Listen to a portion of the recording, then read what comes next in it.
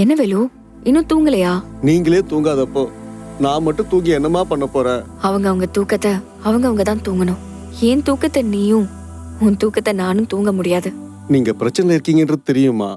ஆனா இந்த அளவுக்கு பிரச்சனை இருக்கீங்கன்றது எனக்கு தெரியாதுமா. தூங்காம கொள்ளாம நடுராத்திரில எழுந்து இப்படி நடந்துகிட்டு இருக்கிறதெல்லாம் கொடுமைம்மா. நீங்க பாப்பாவோட வீட்டுக்கு வந்துட்டு இருக்கிறப்பவே கவனிச்சம்மா, உங்க முகமே சரியில்லாம இருந்துச்சு.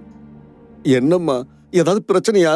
ஆமா, இன்னைக்கு சில பேரு அணுவை கொல்ல பார்த்தாங்க. என்னம்மா சொல்றீங்க? அணுவ கொல்ல பார்த்தாங்களா?